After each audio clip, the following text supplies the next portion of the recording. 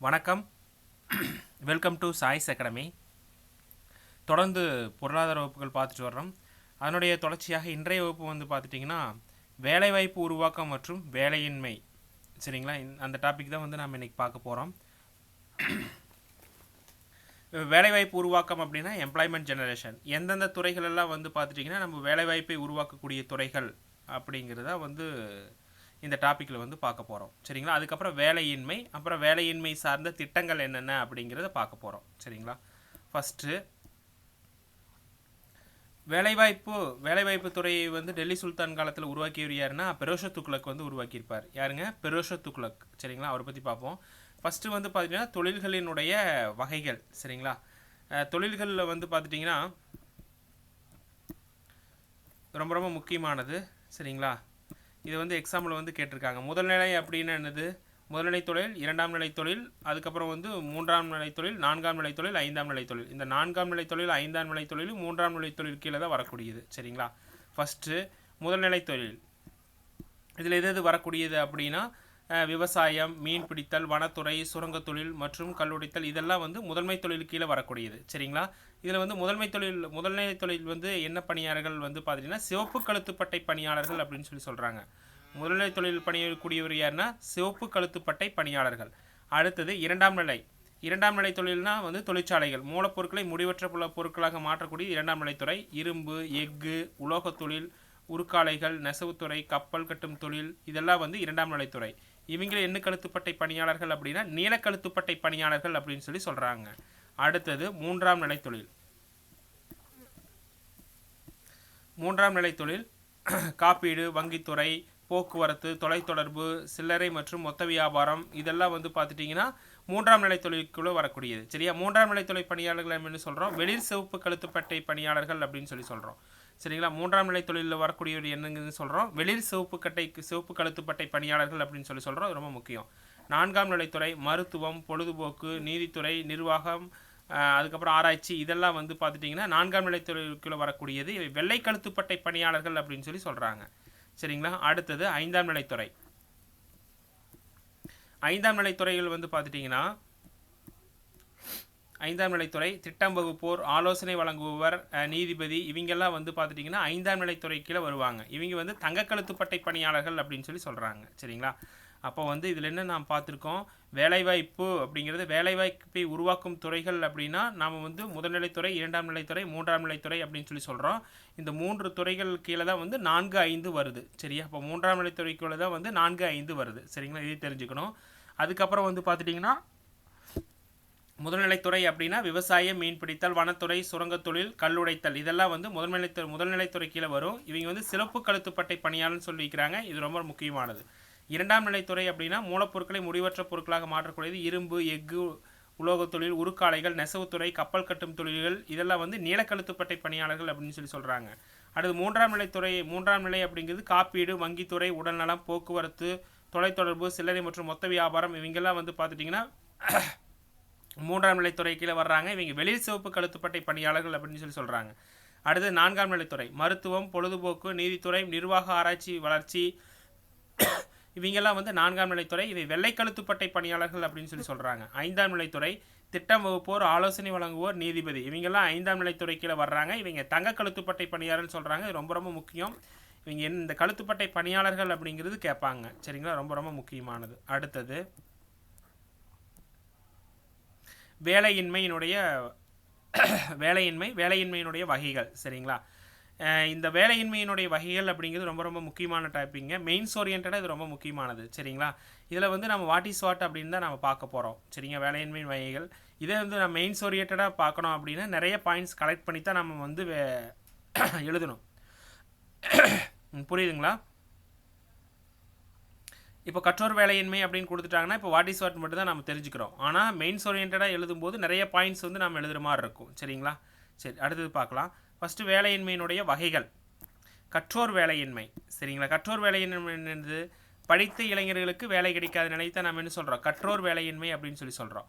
அடுத்தது வாணிப சூழல் வேலையின்மை. ஒரு பொருளாதாரம் மந்த நிலையில் இருக்கும்போது ஏற்படுவது வாணிப சூழல் வேலையின்மை அப்படின்னு சொல்கிறோம். சரிங்களா, அடுத்தது வந்து பார்த்துட்டிங்கன்னா பிறழ்ச்சி வேலையின்மை. பிறழ்ச்சி வேலையின்மை அப்படின்னா, இப்போ ஒரு வேலையில் இருக்கிறோம், அந்த வேலையை விட்டுடுறோம், அதுக்கப்புறம் அந்த வேலை தேட மட்டும் ஒரு அந்த டூரேஷன் காலம் இருக்குது இல்லைங்களா, அதைத்தான் பிறழ்ச்சி வேலையின்மை அப்படின்னு சொல்லி சொல்கிறது. புரியுதுங்களா?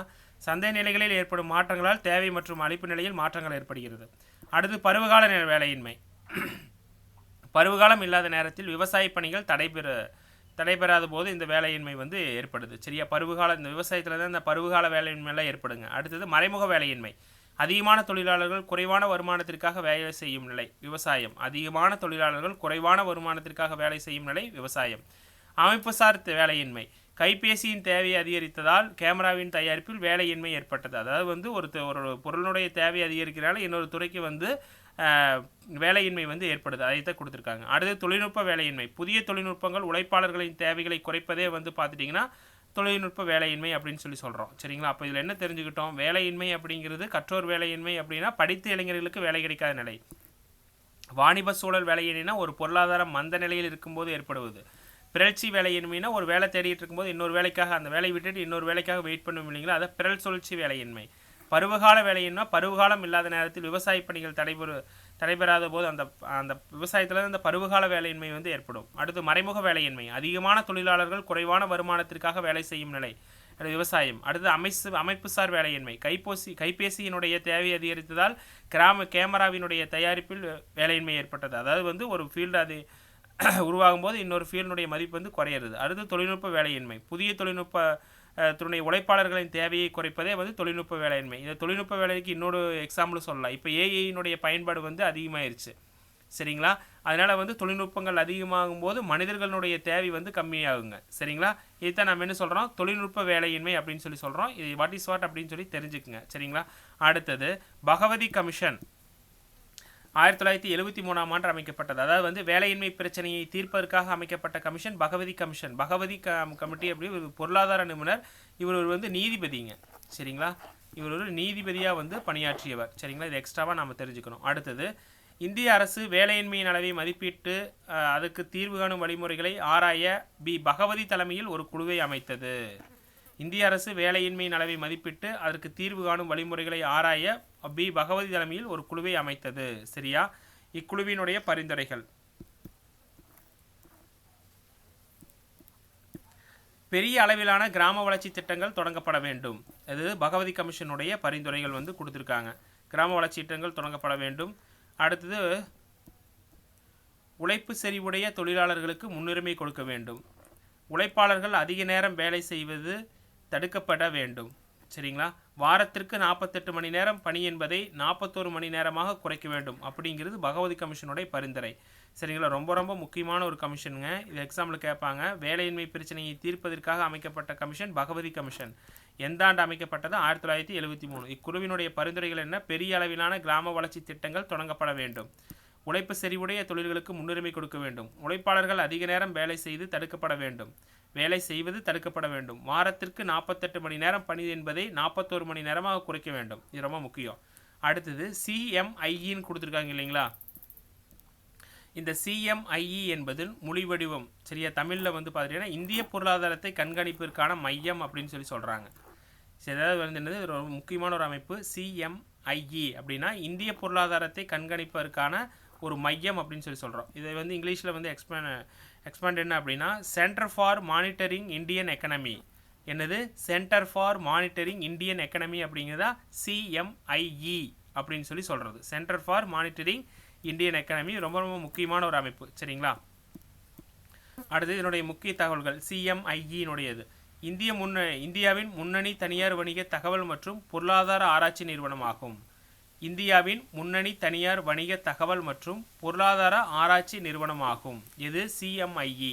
இது ஏப்ரல் 1976 உருவாக்கப்பட்டது. அப்போ CMIE எப்போ உருவாக்கப்பட்டது? 1976 உருவாக்கப்பட்டது. இதனுடைய பணி என்ன? இந்தியாவின் வேலையின்மை விகிதம் மற்றும் பொருளாதார தரவுகளை வெளியிடுவதில் இதில் முக்கிய பங்கு வகிக்கிறது. அதாவது வந்து இந்தியாவின் வேலையின்மை விகிதம் மற்றும் பொருளாதார தரவுகளை வெளியிடுவதில் இது முக்கிய பங்கு வகிக்கிறது. ரொம்ப ரொம்ப முக்கியமான ஒரு அமைப்பு. சரிங்களா? சரி, அதில் பார்க்கலாம். இப்போ என்ன பார்த்தோம்? CME பார்த்தோம். இதன் முடிவடையும் என்ன? இந்திய பொருளாதாரத்தை கண்காணிப்பிற்கான மையம். இங்கிலீஷில் என்ன? Centre for monitoring Indian economy. இது எப்போ உருவாக்கப்பட்டது? 1976 உருவாக்கப்பட்டது. எதற்காக உருவாக்குனாங்க? இந்தியாவின் வேலையின்மை விகிதம் மற்றும் பொருளாதார தரவுகளை வெளியிடுவதில் இது முக்கிய பங்கு வகிக்கிறது. சரிங்களா? அடுத்தது வேலையின்மை விகிதத்தை கணக்கிடுவதற்கான ஃபார்முலா என்ன அப்படின்னு சொல்லி தெரிஞ்சுக்குங்க. சரிங்களா? இதெல்லாம் வந்து மெயின்ஸில் இந்த மாதிரி பாயிண்ட்ஸ் எல்லாம் போட்டு எழுதலாங்க. சரிங்களா? குறிப்பிட்ட ஒரு நாட்டில் வேலையின்மையின் அளவீடே வேலையின்மை வீதம் எனப்படுகிறது. ஒரு குறிப்பிட்ட நாட்டில் வேலையின்மையின் அளவீடே வேலையின்மை என வீதம் என அழைக்கப்படுகிறது. வேலையின்மை வீதத்துக்கான ஃபார்முலா வந்து பார்த்துட்டிங்கன்னா வேலையில்லா தொழிலாளர்கள் எண்ணிக்கை பை மொத்த தொழிலாளர்களின் எண்ணிக்கை.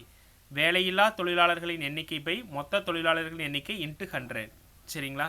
மெயின்ஸ்ல இந்த மாதிரி பாயிண்ட்ஸ் போட்டு வந்து நம்ம எழுதலாம். வேலையின்மை பிரச்சனைக்கான காரணங்கள்னு கொடுத்துட்டா அந்த வேலையின்மையினுடைய வகைகள், இந்த வேலையின்மை வீதம் அப்படின்னா வேலையில்லா தொழிலாளர் எண்ணிக்கை பை மொத்த தொழிலாளர்கள் எண்ணிக்கை இன்ட்டு 100. சரிங்களா? அடுத்தது நம்ம வந்து வறுமை அப்படிங்கிற கான்செப்ட் பார்த்துருப்போம். சரிங்களா? ஐநா சபையானது 1996ஆம் ஆண்டை சர்வதேச வறுமை ஒழிப்புக்கான ஆண்டாக அறிவித்துள்ளது. ரொம்ப ரொம்ப முக்கியமானது. ஐநா சபையானது 1996ஆம் ஆண்டை சர்வதேச வறுமை ஒழிப்புக்கு ஆண்டாக அறிவித்தது. எந்த ஆண்டு? 1996. சரிங்களா? அடுத்தது பல பரிமாண வறுமை குறியீடு, மல்டி டைமென்ஷனல் பாவர்ட்டி இண்டெக்ஸ். சரியா? MPI வருமானத்தை மட்டும் அடிப்படையாக கொள்ளாமல் சுகாதாரம், கல்வி மற்றும் வாழ்க்கை தரம் ஆகிய பல்வேறு காரணிகளின் அடிப்படையில் வறுமையை அளவிடும் ஒரு விரிவான குறியீடு தான் என்னதுங்க? மல்டி டைமென்ஷனல் பாவர்ட்டி இண்டெக்ஸ் அப்படின்னு சொல்லி சொல்கிறோம். சரிங்களா? இது பாருங்க வரையறை. இது ஒரு நபர் ஒரே நேரத்தில் சந்திக்கும் பல சரியா பற்றாக்குறைகளை வந்து கணக்கிடுகிறது. சரியா? உதாரணமாக சுத்தமான குடிநீர் இல்லாமை, கல்வி அறிவு இல்லாமை, ஊட்டச்சத்து குறைபாடு. சரி, இதெல்லாம் ஒரு மனிதருக்கு தேவையான பற்றாக்குறை. இதான ரொம்ப முக்கியம். சுத்தமான குடிநீர், கல்வி அறிவு, சரியா ஊட்டச்சத்து குறைபாடு, இதுதான் ஒருத்தனுடைய வறுமையை வந்து போக்கக்கூடியது. சரிங்களா? இதைத்தான் வந்து கணக்கிடுதுன்னு சொல்லி கொடுத்துருக்காங்க. அடுத்தது இது வந்து ஆரம்பிக்கப்பட்ட ஆண்டு. சரியா? பல பரிமாண வறுமை குறியீடு. இந்த குறியீடு முதலில் 2010ஆம் ஆண்டு ஐக்கிய நாடு சபைகளின் மேம்பாட்டு திட்டம் UNDP, இதை நாம் பார்த்துருக்கோம், ஆக்ஸ்போர்டு வறுமை மற்றும் மனித மேம்பாட்டு முயற்சி ஆகியவற்றால் உருவாக்கப்பட்டது. இது தெரிஞ்சுக்கணும். அப்போ மல்டி டைமென்ஷனல் இண்டெக்ஷன் அப்படிங்கிறது எப்போ உருவாக்கப்பட்டது? 2010ஆம் ஆண்டு ஐக்கிய நாடுகளின் மேம்பாட்டு திட்டம் UNDP மற்றும் ஆக்ஸ்போர்டு வறுமை மற்றும் மனித மேம்பாட்டு முயற்சி ஆகியவற்றால் உருவாக்கப்பட்டதா இது. சரிங்களா? அடுத்தது இவை நிர்ணயிக்கும் காரணிகள். இது கேட்பாங்க. சரிங்களா? சுகாதாரம், கல்வி, வாழ்க்கை தரம். சரியா? வருமானம்ங்கிறது கிடையாது. சரியா? சுகாதாரம்னா ஊட்டச்சத்து, குழந்தை இறப்பு விகிதம் இதெல்லாம் வருது. கல்வினா பள்ளிப்படிப்பு, ஆண்டு பள்ளி சேர்க்கை இதெல்லாம். வாழ்க்கை தரம்னா சமையலறை பொருட்கள், சுகாதாரம், குடிநீர், மின்சாரம் மற்றும் வீட்டு உடைமைகள் இதெல்லாம் வந்து இதனுடைய நிர்ணயிக்கும் காரணிகள். சரிங்களா? அடுத்தது இந்தியாவில் தேசிய பல பரிணாம வறுமை குறியீடு. சரியா? எப்போ கொண்டு வந்தாங்க அப்படின்னா 2021ஆம் ஆண்டு அறிமுகப்படுத்தப்பட்டது. National multi dimensional poverty index in India 2021ஆம் ஆண்டு அறிமுகப்படுத்தப்பட்டது. சரியா? இந்தியாவில். சரிங்களா? அடுத்தது வேலையில்லா திண்டாட்டத்தை தீர்ப்பதற்காக டெல்லி சுல்தான் காலத்தில் முதல் முறையாக வேலைவாய்ப்பு அலுவலகத்தை உருவாக்கியவர் யாருன்னா பெரோஷத் துக்ளக். வேலையில்லா திண்டாட்டத்தை தீர்ப்பதற்காக டெல்லி சுல்தான் காலத்தில் முதல் முறையாக வேலைவாய்ப்பு அலுவலகத்தை உருவாக்கியவர் யாருன்னா பெரோஷத் துக்ளக் தான் வந்து உருவாக்கினார். சரிங்களா? இவர் 1351 முதல் 1388 வரை ஆட்சி செய்த துக்ளக் வம்சத்தை தேர்ந்தவர். நான் பார்த்தோம் இல்லைங்களா துக்ளக் வம்சம். பெரோஷத் துக்ளக் வந்து இவர் 1351 முதல் 1388 வரை ஆட்சி செய்த துக்ளக் வம்சத்தை தேர்ந்தவர். சரிங்களா? அப்போ இது என்னென்ன முக்கியமானதை நாம் பார்த்துருக்கோம்.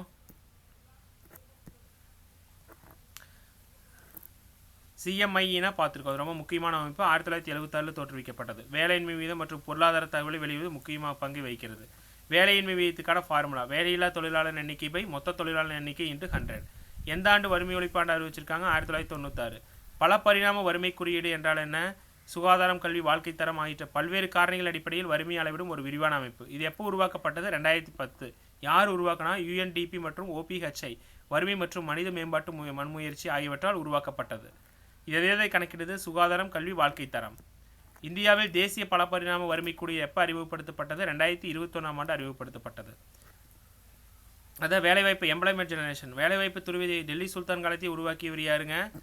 யார் உருவாக்கினா? பெரோஷத் துக்ளக். 1351 முதல் 1388 வரை ஆட்சி செய்த துக்ளக் வம்சத்தை தேர்ந்தவர். அடுத்தது வேலை செய்யும் உரிமை.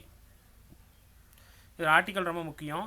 சரிங்களா? ஆர்டிக்கல் 41 எதை பற்றி சொல்லுதுன்னா, வாழும் உரிமை உள்ள ஒவ்வொரு தனி மனிதனுக்கும் வேலை செய்யும் உரிமையும் உண்டு. வாழும் உரிமையுள்ள ஒவ்வொரு மனிதனுக்கும் வேலை செய்யும் உரிமையுண்டு. ஏனெனில் நன்றாக உருவாக்கப்பட்ட ஒரு சமுதாயத்தில் ஒரு மனிதன் உழைப்புக்கேற்ற வகையில் கிடைக்கும் வருமானத்தை கொண்டே வாழ்கிறான். எனவே வேலை இல்லாமல் அவதியுறும் மக்களுக்கு வேலை வாய்ப்பளிக்க வேண்டியது அரசின் கடமை அப்படின்னு சொல்கிற ஆர்டிக்கல் இது ஆர்டிக்கல் 41. வேலை இல்லாமல் அவதியுறும் மக்களுக்கு வேலை வாய்ப்பளிக்க வேண்டியது அரசின் கடமை அப்படின்னு சொல்லக்கூடிய ஆர்டிக்கல் 41. சரிங்களா, இது தெரிஞ்சுக்கணும். அடுத்தது வேலையின்மை பிரச்சனையை தீர்ப்பதற்காக கொண்டு வரப்பட்ட திட்டங்கள் என்னென்ன அப்படிங்கிறது பார்க்க போகிறோம். தீன் தயாள் உபாத்யா கிராமின் கௌசல்ய யோஜனா, இது வந்து 2014ஆம் ஆண்டு உருவாக்கப்பட்டது. கிராமப்புற இளைஞர்களுக்கு வேலைவாய்ப்பை அளிப்பது. மேலும் இத்திட்டத்தின் கீழ் 15 முதல் 35 வயதுக்குட்பட்ட கிராமப்புற ஏழை இளைஞர்களுக்கு நிலையான மாத வருமானம் ஈட்டும் வகையில் திறன் பயிற்சி அளிக்கப்படுகிறது. தீனதயாள் உபாத்யா கிராமின் கௌசல்ய யோஜனா எப்போ கொண்டு வரப்பட்டது? 2014. அடுத்தது இரண்டாவது திட்டம் பிரதான் மந்திரி கௌசல்யா விகாஸ் யோஜனா 2015 கொண்டு வரப்பட்டது. நோக்கம் இளைஞர்களுக்கு தொழில் சார்ந்த திறன் பயிற்சி வழங்கி வாழ்வாதாரத்தை உயர்த்துதல். பிரதான் மந்திரி கௌசல்யா விகாஸ் யோஜனா 2015 நோக்கம் இளைஞர்களுக்கு தொழில் சார்ந்த திறன் பயிற்சி வழங்கி வாழ்வாதாரத்தை உயர்த்துதல். அடுத்தது திறன் இந்தியா திட்டம். திறன் இந்தியா திட்டம் 2016 அறிமுகம். நோக்கம் மக்களுக்கு திறன் மேம்பாட்டு பயிற்சி வழங்குதல் இத்திட்டத்தின் நோக்கமாகும். இத்திட்டத்தின் கீழ் 2022க்குள் 40 கோடி மக்களுக்கு திறன் பயிற்சி வழங்க இலக்கு நிர்ணயிக்கப்பட்டது. அப்போ திறன் இந்தியா திட்டம் எப்போ அறிவுப்படுத்தினாங்க? 2016.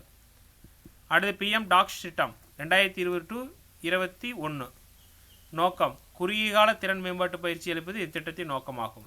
PM டாக்ஸ் திட்டம் அப்படிங்கிறது 2020-2021 அறிமுகப்படுத்தப்பட்டது.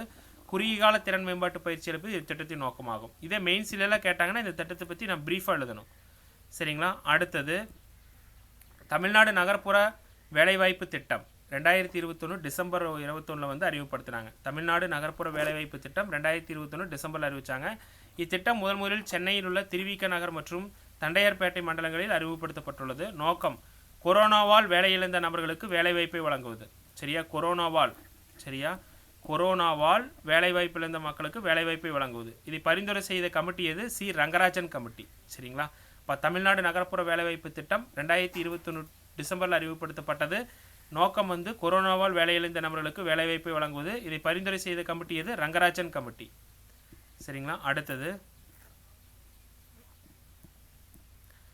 பிரதமரின் வேலைவாய்ப்பு உருவாக்க திட்டம் எப்போனா 2008-2009 வந்து அறிமுகப்படுத்துகிறாங்க. PMEGP மத்திய அரசால் தொடங்கப்பட்ட புதிய குறுந்தொழில்களை உருவாக்க இத்திட்டத்தை தமிழக அரசு 2008-2003 முதல் செயல்படுத்தி வருகிறது. இது வந்து பிரதமரின் வேலைவாய்ப்பு உருவாக்க திட்டம் 2008-2009 மத்திய அரசு கொண்டு வந்த திட்டம். 2008-2009 தமிழக அரசு வந்து செயல்படுத்திட்டு இருக்குன்னு சொல்லி கொடுத்துருக்காங்க. சரியா. மத்திய அரசால் தொடங்கப்பட்ட புதிய குறுந்தொழில்களை உருவாக்க இத்திட்டம் வந்து கொண்டு வந்திருக்காங்க.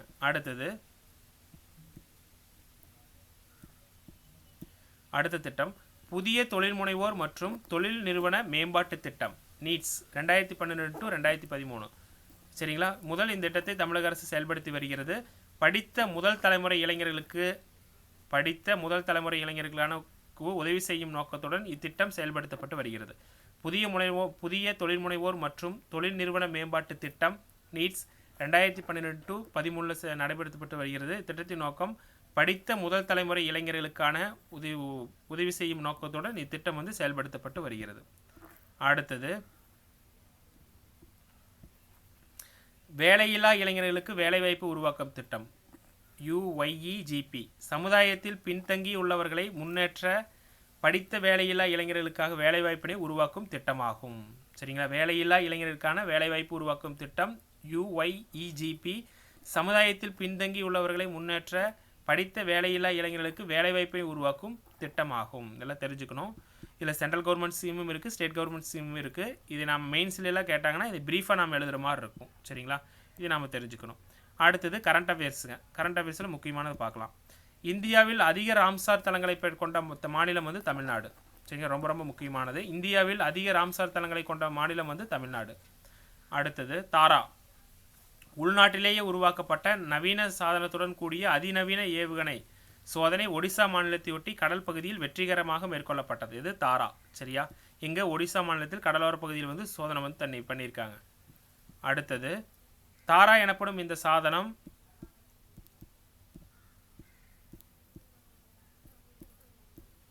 தாரா எனப்படும் இந்த சாதனம் பாதையை மாற்றிக்கொண்டு தொலைவில் உள்ள இலக்குகளை துல்லியமாக தாக்கி அளிக்கும் திறனுடையது. ஹைதராபாத்தில் உள்ள இமாரத் ஆராய்ச்சி மையம் மற்றும் பாதுகாப்பு ஆராய்ச்சி மேம்பாட்டு நிறுவனத்தின் ஆய்வகங்கள் இணைந்து தயாரித்த தாரா என்ற இந்த நவீன ஆயுத அமைப்பு தரை வழியாக இலக்குகளை தாக்கி அளிக்கக்கூடிய வகையில் வடிவமைக்கப்பட்டுள்ளதுன்னு கொடுத்துருக்காங்க. சரிங்களா, இது ரொம்ப ரொம்ப முக்கியமானது. சரிங்களா, தாரா அப்படிங்கிறது என்னது, உள்நாட்டிலே தயாரிக்கப்பட்ட நவீன சாதத்துடன் கூடிய அதிநவீன ஏவுகணை சோதனை எங்கே பண்ணியிருக்காங்க, ஒடிசா மாநிலத்தை ஒட்டிய கடலோர பகுதியில் பண்ணியிருக்காங்க.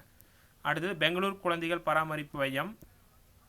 பெங்களூர் மத்திய சிறையில் தண்டனை கைதிகளில் இருக்கும் பெண் கைதிகளுடைய கை குழந்தைகள் எந்த குற்றமும் செய்யாத நிலையிலும் தவிக்கும் நிலை ஏற்படுகிறது. இதன் கருத்தில் கொண்டு கர்நாடக குழந்தைகள் பாதுகாப்பு இயக்குநரகம் மத்திய சிறையில் பெண் கைதிகள் அடைக்கப்பட்டுள்ள பகுதியில் நாட்டில் முதல் முறையாக குழந்தைகள் பராமரிப்பு மையத்தை உருவாக்கியுள்ளது. ரொம்ப ரொம்ப முக்கியம். குழந்தைகள் பராமரிப்பை உருவாக்கிய எந்த சிறைன்னு கேட்பாங்க. இந்தியாவில் பெங்களூர் மத்திய சிறை தான் வந்து உருவாக்கியிருக்குது. இங்குள்ள ஆசிரியர்கள் குழந்தைகளுக்கு எழுத்துக்கள், எண்கள், பாட்டுக்கள், நட்பண்புகள் உள்ளிட்டவற்றை கற்றுக் கொடுப்பார்கள். சரிங்களா, ரொம்ப ரொம்ப முக்கியமானது. எங்கே, பெங்களூர் குழந்தைகள் பராமரிப்பு மையம். சரிங்களா, அடுத்து புலிட்சர் விருது 2026 கொடுத்துருக்காங்க. அமெரிக்க செய்தியாளர் ஜோசப் புலிட்சர் நினைவாக அமெரிக்காவின் கொலம்பியா பல்கலைக்கழகம் சார்பில் ஆண்டுதோறும் புலிட்சர் விருது வழங்கப்படுகிறது. அதாவது வந்து அமெரிக்க செய்தியாளர் ஜோசப் புலிட்சர் நினைவாக அமெரிக்காவின் கொலம்பியா பல்கலைக்கழகம் சார்பில் ஆண்டுதோறும் புலிட்சர் விருது வழங்கப்பட்டு வருகிறது. இதன்படி இதழியல், இலக்கியம் உள்ளிட்ட துறைகளில் சாதனை படைத்தவர்களுக்கு இந்த ஆண்டிற்கான புலிட்சர் விருது அறிவிக்கப்பட்டுள்ளது. டிஜிட்டல் அரெஸ்ட் மோசடி தொடர்பாக டிராப்ட் என்ற பெயரில் முன்னணி ஊடகத்தில் விழிப்புணர்வு கார்ட்டூன் தொடர் வெளியானது. சரிங்களா, இதையும் நாம் வச்சுக்கணும். இந்த படைப்புக்காக இந்தியாவின் ஆனந்த் ஆர்கே, சுவர்ணா சர்மா மற்றும் ஜப்பானை சேர்ந்த நடாலி ஒபிகோ பியர்சனுக்கு புலிட்சர் விருது அறிவிக்கப்பட்டுள்ளது. சரிங்களா, அப்போ 2024 புலிட்சர் விருது யார் வாங்கியிருக்காங்க, ஆனந்த் ஆர்கே, சுவர்ணா சர்மா மற்றும் ஜப்பானை சேர்ந்த நடாலி ஒபிகோ பியர்சனுக்கு புலிட்சர் விருது வழங்கப்பட்டுள்ளதுன்னு சொல்லி கொடுத்துருக்காங்க. சரிங்களா, அது ரொம்ப ரொம்ப முக்கியமானது, கரண்ட் அஃபேர்ஸ். சரிங்களா, அப்போ இந்த வகுப்பில் என்ன பார்த்துருக்கோம், வேலை வாய்ப்பு உருவாக்கம், எம்ப்ளாய்மெண்ட் ஜெனரேஷன் மற்றும் வேலையின்மை பிரச்சனைக்கான தீர்வுகள், வேலையின்மையினுடைய வகைகள், வேலையின்மை பிரச்சனைக்கு அமைக்கப்பட்ட கமிஷன். சரிங்களா, அதையெல்லாம் பார்த்தோம். சரிங்களா, அடுத்தது என்ன பார்த்தோம், எம்பி பல பரிணாம வறுமை கோட்பாடு, வறுமை ஒழிப்பாண்டு, வேலையின்மை வீதம் எப்படி கணக்கிடுறது, அதுக்கப்புறம் CMIE, இது ரொம்ப ரொம்ப முக்கியமானது, central for monitoring Indian economy 1976 உருவாக்கப்பட்டது. எதுக்கு உருவாக்குனாங்க, இந்தியாவின் வேலையின்மை வீதம் மற்றும் பொருளாதார தகவலை வெளிவதில் முக்கிய பங்கு வகிக்கிறது. அதை பார்த்தோம். பகவதி கமிஷன் பார்த்தோம். அதுக்கப்புறம் வேலையின்மையினுடைய வகைகள் பார்த்தோம். அப்புறம் வேலை வாய்ப்பு உருவாக்கக்கூடிய துறைகள், அந்த துறைகளினுடைய அந்த கழுத்துப்பட்டையும் ரொம்ப முக்கியம். சிவப்பு கழுத்துப்பட்டை முதல்நிலைத்துறை, இரண்டாம் நிலைத்துறை நீல கழுத்துப்பட்டை, மூன்றாம் நிலைத்துறை வெளி சிவப்பு கழுத்துப்பட்டை, நான்காம் நிலைத்துறை வெள்ளை கழுத்துப்பட்டை, ஐந்தாம் நிலைத்துறை தங்கம் கழுத்துப்பட்டை. அப்போ வேலையின்மை வகைகள் பார்த்துருக்கோம். சரிங்களா, அடுத்தது வந்து பார்த்துட்டிங்கன்னா பல பரிமாண வறுமை குழு எப்போ 2010 அறிமுகப்படுத்துகிறாங்க, இந்தியா 2021 கொண்டு வருது. இது எதையெல்லாம் கணக்கிடுது, சுகாதாரம், கல்வி, வாழ்க்கை தரம், இதை நாம் பார்த்துருக்கோம். முக்கியமான ஆர்டிக்கல், வேலை செய்யும் உரிமைக்கான ஆர்டிக்கல் 41 எதுக்கு சொல்லுது, எனவே வேலை இல்லாமல் அவதியுறு மக்களுக்கு வேலை வாய்ப்பை அளிக்க வேண்டும் அரசின் கடமைன்னு சொல்கிறது ஆர்டிக்கல் 41. இதை பார்த்துக்கணும். தீனதயாள் உபாத்யா கிராமின் கௌசல்யா யோஜனா 2014, பிரதான் மந்திரி கௌசல்யா விகாஸ் யோஜனா 2015. சரியா, கௌசல்யா விகாஸ் யோஜனா 2015, பிரதான் மந்திரி கிராமின் கௌசல்யா யோஜனா 2014, திறன் இந்தியா திட்டம் 2016, PM டாக்ஸ் திட்டம் 2020-21, தமிழ்நாடு நகர்ப்புற வேலைவாய்ப்பு திட்டம் 2021, பிரதம மந்திரி வேலைவாய்ப்பு உருவாக்க திட்டம் 2008-2009, புதிய தொழில் முனைவோர் மற்றும் தொழில் நிறுவன மேம்பாட்டு திட்டம் 2012-2013, வேலையில்லா இளைஞர்கள் வேலைவாய்ப்பு உருவாக்க திட்டம் UYEGP. சரியா, இளைஞர்களை வேலைவாய்ப்பு உருவாக்கக்கூடிய ஒரு திட்டங்கள். சரிங்களா, இதெல்லாம் பார்த்துருக்கோம். அப்புறம் கரண்ட் அஃபேர்ஸ் வந்து பார்த்துருக்கோம். அதிக ராம்சார் தலங்களை கொண்ட மாநிலம் தமிழ்நாடு. தாரா அப்படிங்கிறது உள்நாட்டிலேயே தயாரிக்கப்பட்ட நவீன சாதத்துடன் கூடியப்பட்ட ஏவுகணை. சரியா, குழந்தைகள் பருவத்தை உருவாக்கியது யாருன்னா பெங்களூர் மத்திய சிறை. இதை நாம் வச்சுக்கணும். புலிட்சர் விருது யாருக்கு கொடுத்துருக்காங்கன்னு பார்த்துருக்கோம். ஆனந்த் ஆர்கே, சுவர்ணா சர்மா மற்றும் ஜப்பானை சேர்ந்த நடாலி ஒபிகோ பியர்சனுக்கு புலிட்சர் விருது கொடுத்துருக்காங்க. சரிங்களா, இலக்கியம் மற்றும் இதழியல் மற்றும் இலக்கியல் உள்ளிட்ட துறைகளில் சாதனை படைத்தவருக்கு இந்த ஆண்டிற்கான புலிட்சர் விருது கொடுத்துருக்காங்க. யார் கொடுத்துருக்காங்க, அமெரிக்க செய்தியாளர் ஜோசப் புலிட்சர் நினைவாக அமெரிக்காவின் கொலம்பியா பல்கலைக்கழகம் சார்பில் ஆண்டுதோறும் புலிட்சர் விருது வழங்கப்பட்டு வருகிறது. சரிங்களா, இதெல்லாம் இந்த வகுப்பில் வந்து நாம் பார்த்துருக்கோம். சரிங்களா, மீண்டும் அடுத்த பொருளாதார வகுப்பில் வந்து நாம் சந்திக்கலாம். நன்றி.